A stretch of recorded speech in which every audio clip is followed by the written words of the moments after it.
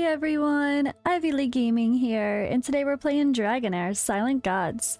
For today's video, I'm gonna give a little bit of a trick that you might not have tried if you're stuck in some content and looking to progress.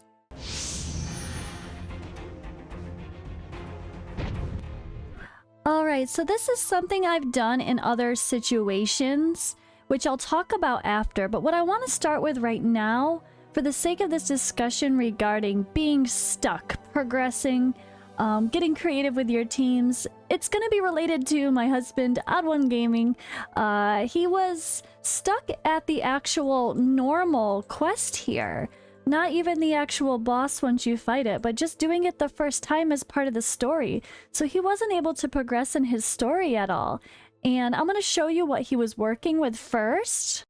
Alright, so he was actually using this team right here. Now, the only exception was he was using the adventurer as fire. So he has the synergy here with radiant and fire. That's what he was focusing on. And he has been using the fire adventurer version to push through because, well, the fire adventurer does pretty good damage. Plus, with the synergy of the other ones, he'd at least be getting those bonuses, right? So he hasn't gotten lucky to replace Hexandra with a good healer for sake of a full 5-team synergy.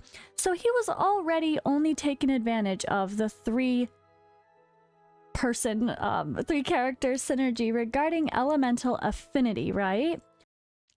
So what he told me was he was dying due to lack of survivability, right? It wasn't that he wasn't doing enough damage in the time.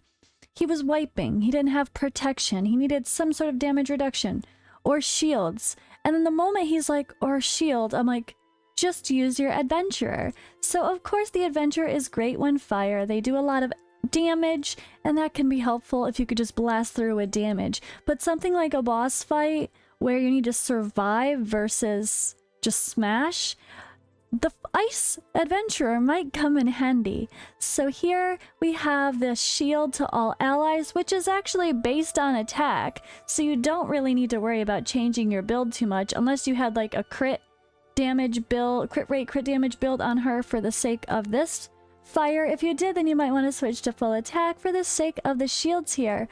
And some accuracy doesn't hurt for the sake of this decreased speed, which you can place on most of the bosses, honestly, it seems so far. But this allowed him to beat the stage he was stuck on, which was really good.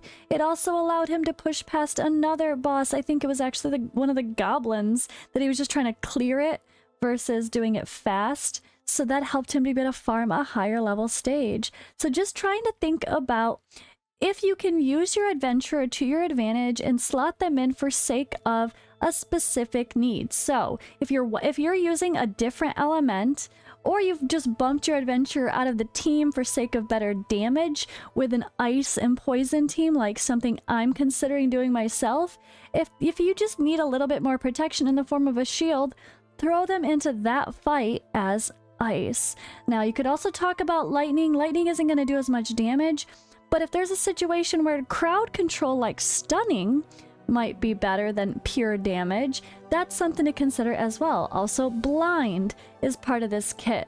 So trying to figure out when you might best be able to use your adventure, I really think can go a long way. Of course, fire is going to be the ultimate smash damage. Now I'm going to talk about where I actually was able to take advantage of that myself.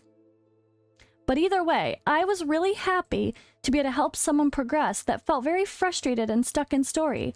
I had someone comment on one of my YouTube videos like, oh, I'm stuck at the dragon, this is probably where I stop, I'm gonna quit the game. You're gonna quit the game just because you're frustrated with one boss fight? If every single thing we could clear the first time we try it, the game would be pretty boring, wouldn't it? So maybe if you're that person watching that like, yep, that was me, try what I just said. Use your core team, but switch your adventurer to Frost. Take advantage of the shields and see if that helps you progress as well.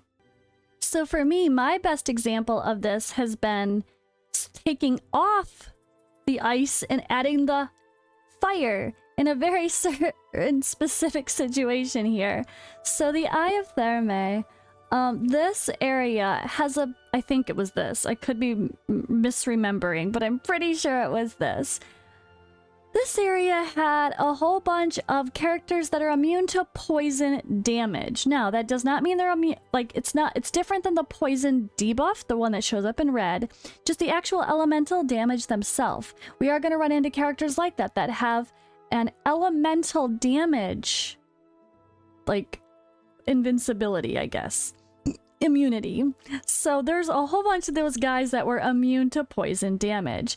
And my team was all focused around poisons. We had Eli here, and we had Notira here, and all poison. My only other damage was my adventurer as ice, and she could sort of hang, and she does do good damage. She does almost as much as Eli in some cases, but not all really, but usually more than Notira. So I was trying really hard to push through and to target.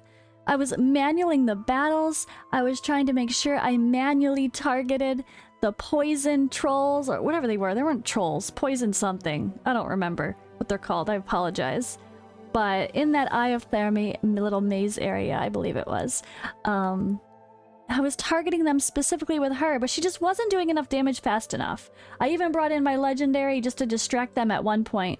So I took off that synergy. I allowed there to be 3 poisoners in my team, but I switched her to fire. And she did so much better damage just switching her to fire with full attack gear, attack percentage stats. And that allowed me to progress beating something where all of my damage was poison. And that doesn't really help against poison immunity. So I brought in bigger smash because I had plenty of survivability with these guys. They weren't killing me, I just wasn't killing them. So that's my tip for today. Simple, probably shorter video, just talking about using your adventure to your advantage. Keep in mind that ideally, yes, a 5-man synergy team is going to do better because of damage, elemental damage. You're getting that 15% bonus, right? That's a lot of damage to gain just overall. But as long as you keep the 3-person synergy adding these extra stats, that's gonna help as well. And sometimes a 3-person team with 2 people that are just really good for a specific job versus 5 people that are mediocre for it, but you're getting more damage.